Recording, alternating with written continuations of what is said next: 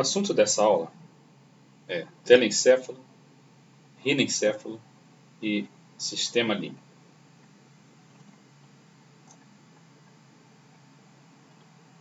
O telencéfalo ele vai ser a maior divisão do encéfalo, tá? Ele vai consistir de duas grandes massas semiovoides, que são os hemisférios cerebrais. Esses hemisférios cerebrais estão separados um do outro pela fissura longitudinal e vão estar separados do cerebelo, que se encontra caudalmente a eles, pela fissura transversa. Cada hemisfério cerebral ele vai apresentar para a descrição uma face medial, uma dorsolateral e uma basal. Os hemisférios eles podem ser divididos em lobos de acordo com as relações que eles apresentam com alguns ossos do crânio. Dessa forma, eles podem ser divididos em lobo frontal, lobo occipital, lobo parietal e lobo temporal. Estruturalmente, cada hemisfério ele vai consistir de uma camada externa de substância cinzenta, que é o que a gente chama de córtex cerebral.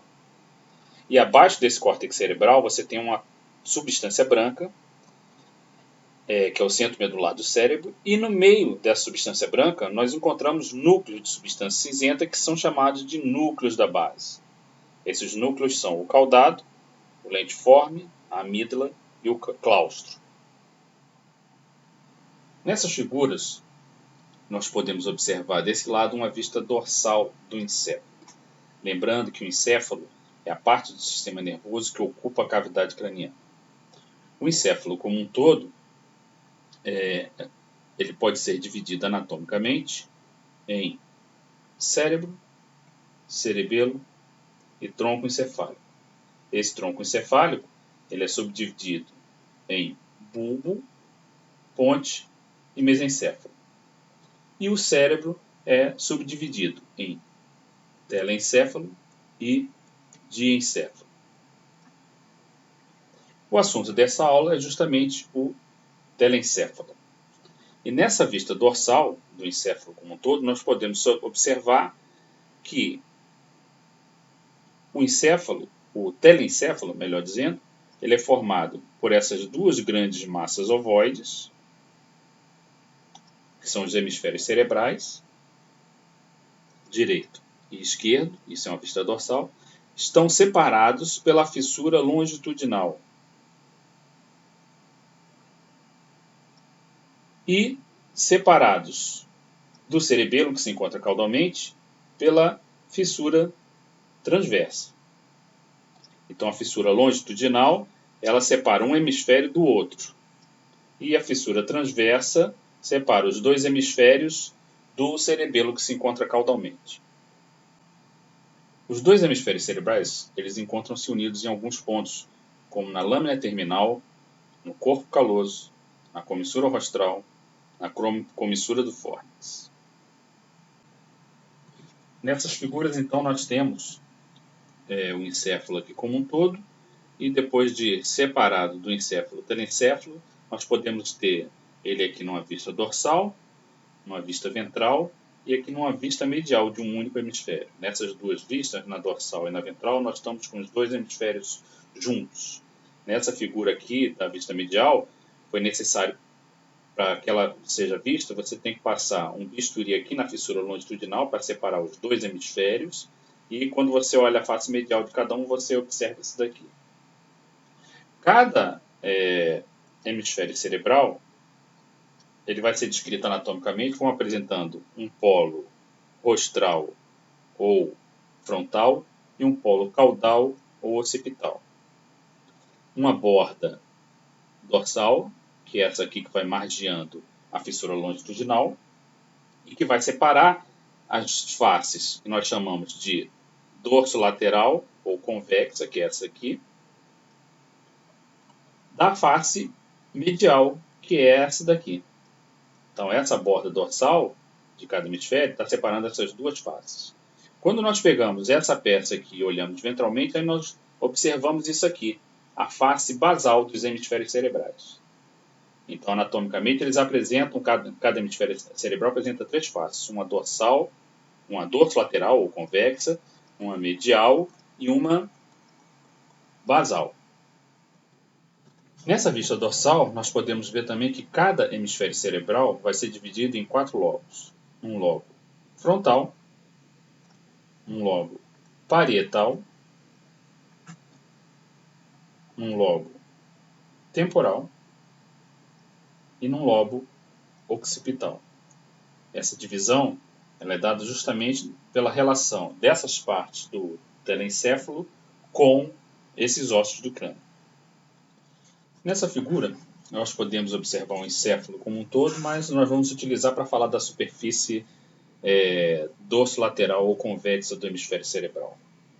Bem, reparem que nessa figura a gente vai observar no hemisfério essas linhas aqui, ó, diversas linhas espalhadas aqui pela superfície do hemisfério cerebral. Essas linhas são chamadas de sulcos e o material que fica entre elas chamados de giro. Então reparem que existe uma série de sulcos e giros nesse hemisfério cerebral. Esses sulcos e giros eles apresentam um padrão que é descrito na anatomia. Nós vamos utilizar essa figura que é de um cão. O cão a gente utiliza como modelo porque é onde esse padrão é mais bem descrito entre os mamíferos domésticos. A gente tem que ter em mente também o seguinte, que esse padrão ele pode variar de animal para animal. Ou seja, esse padrão que eu vou mostrar aqui, não necessariamente você não vai encontrar em todo encéfalo de cão que você for observar. Você pode encontrar diferenças, inclusive, dentro de um mesmo cão, se você comparar um hemisfério cerebral com o outro. Tá? Mas então, nós vamos falar dos sulcos e giros mais comumente observados. Primeiro, nós vamos destacar esse sulco aqui, que é chamado de sulco rinal lateral. Esse sulco rinal lateral ele vai separar as estruturas olfatórias que estão aqui na base do telencéfalo do restante da superfície dorsolateral ou superfície convexa do hemisfério cerebral.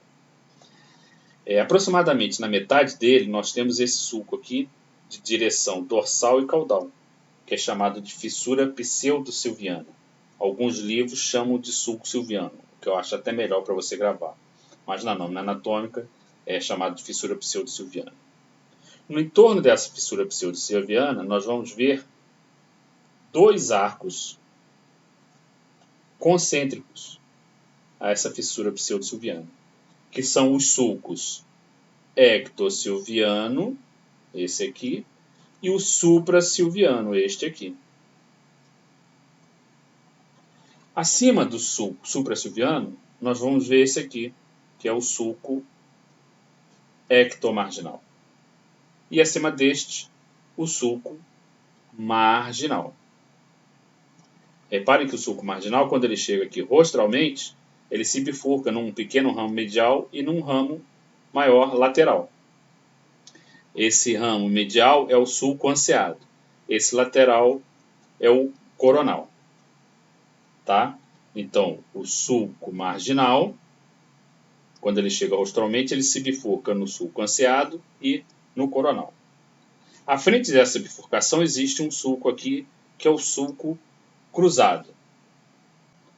E se nós formos pegar a metade rostral do sulco rinal lateral, aproximadamente no seu meio, nós vamos ver um sulco saindo dele de direção dorsal e cranial, que é o sulco pré-silviano. Esse pré-silviano termina num sulco que é chamado de pró-reano. Então esses são os sulcos mais comumente vistos. Até esqueci de um que está aqui na figura, que é esse aqui, ó, é o sulco endomarginal. Bem, esses são os sulcos mais comumente vistos. E quais são os giros, que é justamente o material que fica entre esses sulcos? Vamos utilizar uma cor diferente agora para a gente poder marcar esses giros. Os giros têm muito a ver com o nome desses sulcos. Né? Vai ser fácil até de guardar também. Esse aqui é o giro silviano. Esse é o giro ectosilviano. E esse é o giro suprasilviano. Reparem que esses giros silvianos, o supra, o ecto e o silviano, eles se encontram nesse giro aqui caudalmente, que é chamado de giro composto caudal, e se encontram aqui rostralmente, nesse giro aqui, que é o chamado giro composto rostral. Acima deles, encontra-se o giro ectomarginal. Aqui o giro marginal e o giro endomarginal. Então deu para ver que a denominação dos sulcos e dos giros tem muita relação um com o outro. Tá? À frente do sulco cruzado nós temos o giro pré-cruzado e atrás o pós-cruzado. À frente do sulco pré-silviano nós temos o giro pró-reano.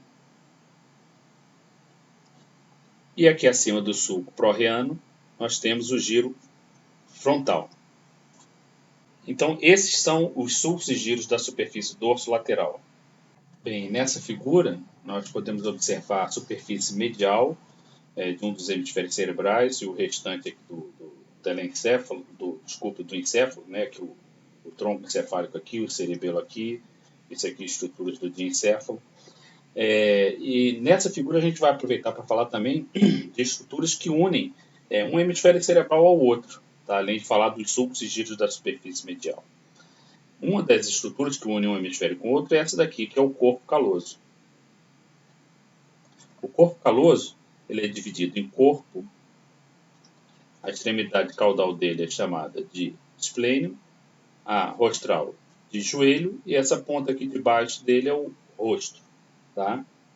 Então, o corpo caloso é dividido anatomicamente em rosto do corpo caloso, joelho do corpo caloso, corpo do corpo caloso e o esplênio do corpo caloso. E, além disso, aqui ó, a comissura rostral e esse feixe de fibras aqui que é o fórnix. Então, todas essas estruturas unem um hemisfério cerebral ao outro. Como foi feito um corte para retirar um dos hemisférios cerebrais, para a gente observar a superfície medial de um deles, né? Por isso que a gente consegue observar essas estruturas, só fazendo um corte mesmo. Então, nós vamos observar nessa superfície medial os sulcos e giros dela. Esse sulco que contorna o corpo caloso é chamado de sulco caloso. Aqui, na direção do esplênio do corpo caloso, nós temos dois sulcos aqui, ó, dois arcos concêntricos, que são os sulcos esplenial e supraesplenial. À frente do joelho do corpo caloso, nós temos o sulco genual e o ectogenual. Esse sulco que aparece aqui, ele também aparece lá na superfície dorsolateral ou convexa, ele é o sulco cruzado. E quais são os giros presentes nessa face? São o giro do símbolo, que é esse aqui que contorna o corpo caloso, acima do sulco caloso, o giro esplenial e o giro occipital. Aqui o giro genual, aqui o giro reto e aqui o giro frontal. Então esses são os sulcos e giros da superfície medial dos hemisférios cerebrais. Essa figura extraída do Anatomy of the Dog do Miller é interessante porque mostra no cão algumas áreas que já foram mapeadas, como por exemplo a área de córtex visual, a área de córtex auditivo, a área do córtex vestibular, a área do córtex somatosensorial e as áreas motoras. Repare que a área visual ela pega aqui basicamente, né, o giro occipital, pedaço do marginal, do ectomarginal. A área auditiva pega o giro ectosilviano e parte do silviano, assim como a área de córtex vestibular presente aqui no giro ectosilviano. A área somatosensorial, presente aqui no giro supra-silviano. E as partes motoras nos giros pré e pós-cruzado. Como foi dito no início dessa aula, o assunto dela é nós falarmos do telencéfalo, rinencéfalo e sistema límbico.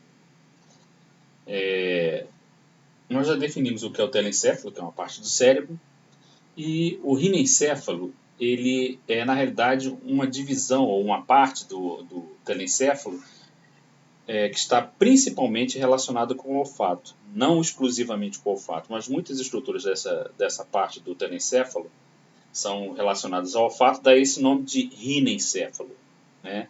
O termo rinem é relativo o rino é relativo ao nariz, tá? Ou seja, é o encéfalo do nariz ou o encéfalo do cheiro, daí esse nome de rinencéfalo.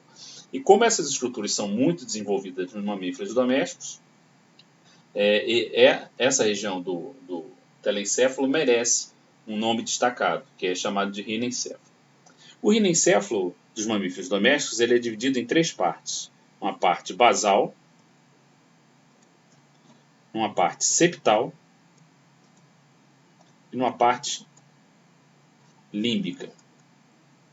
Então, primeiro nós vamos falar das estruturas da parte basal, que a gente consegue reconhecer justamente nessa figura aqui, que é uma vista basal dos dois hemisférios cerebrais. Lembrando que quando eu falei de sulco da superfície dorsolateral, eu falei de um sulco que é chamado de sulco renal lateral, que eu vou marcar ele aqui agora, que é o sulco que separa as estruturas da superfície dorsolateral que estão aqui das estruturas que estão na superfície basal, que são relacionadas aqui e que pertencem, na realidade, ao rinencéfalo. Quais são essas estruturas da parte basal, então, do rinencéfalo? São o bulbo olfatório, o pedúnculo olfatório. Depois desse pedúnculo olfatório, ele se divide num trato olfatório lateral e num trato olfatório medial. Entre os dois fica essa área triangular aqui, que é chamada de trígono olfatório. Reparem que o trato olfatório lateral, que é esse, ele segue aqui ó, caudalmente e se continua com essa estrutura aqui, que lembra muito o formato de uma pera, por isso é chamado de lobo piriforme. Esse lobo piriforme se continua com esse giro aqui, que é chamado de giro para-hipocampal. Então são essas as estruturas do rinencéfalo, da parte basal dele. O bulbo olfatório, o pedúnculo olfatório, o trato olfatório lateral, o trato olfatório medial, o trígono olfatório, o lobo piriforme e o giro para-hipocampal. Nessa figura nós podemos observar esquematicamente partes do encéfalo, mostrando aqui o tronco encefálico, que é subdividido em bulbo, ponte e mesencéfalo. Aqui acima do tronco encefálico, o cerebelo, e o restante aqui, o cérebro, representando um hemisfério cerebral por inteiro, mostrando a sua superfície medial, e do lado de cá, onde estão essas estruturas aqui, que são partes do outro hemisfério cerebral, só que se situam profundamente. É como se nós pegássemos esse hemisfério cerebral que está íntegro, desgastássemos essas partes superficiais e internamente nós veríamos isso aqui. Bem, para que isso? Para a gente poder mostrar as estruturas da parte septal e límbica do rinencéfalo. Como estruturas da parte septal, nós temos essa área aqui, ó, abaixo do corpo caloso, que é chamada de septo pelúcido, que é uma fina lâmina de tecido nervoso que separa uma cavidade ventricular da outra, porque cada hemisfério cerebral tem uma cavidade internamente, que a gente chama de ventrículo lateral, ou primeiro e segundo ventrículo. E abaixo disso, essa área de córtex aqui, que é formada pelos giros para-olfatório e para-terminal. Então, isso é o que compõe as estruturas da parte septal do rinencéfalo. Como componentes da parte límbica, nós temos aqui o hipocampo, que é essa estrutura aqui, e esse feixe de fibras que sai do hipocampo e vem em direção ao corpo mamilar aqui no diencéfalo, que é o fórnix. Então, o hipocampo e o fórnix que são as estruturas da parte límbica do rinencéfalo. No sistema nervoso, nós podemos encontrar o tecido nervoso organizado em substância branca e cinzenta. Quando nós encontramos uma camada de substância cinzenta fina na superfície de um órgão, nós denominamos essa camada de córtex. Exemplo, nós temos o córtex cerebral e o córtex cerebelar. Abaixo dessa fina camada de substância cinzenta, existe substância branca.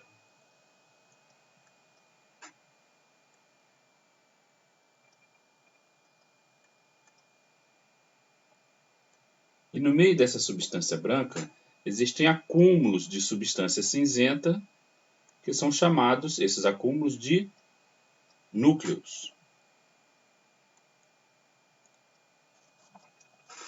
Nessa figura aqui, então, que é um corte transversal do cérebro, como mostrado aqui nessa figura, foi feito o corte nesse sentido aqui transversal, e nós vamos observar assim de frente. Essa figura mostra um tipo de corte como esse, e nela nós podemos observar a substância branca marcada com essa cor escura e a substância cinzenta aqui nessa cor mais clara. Observem aqui que nós podemos ver a fissura longitudinal separando um hemisfério cerebral do outro. Essa aqui também é uma estrutura importante, formada por substância branca que conecta um hemisfério cerebral com o outro, que é o corpo caloso, que a gente até já mencionou. E essa figura, o propósito dela é justamente mostrar os núcleos da base, alguns dos núcleos da base, ou gânglios da base, que nós mencionamos. Nós mencionamos que no telencéfalo nós temos os seguintes núcleos da base: o núcleo caudado, o lentiforme, o claustro e o núcleo amigdaloide. Nessa figura, nós podemos observar aqui o núcleo caudado,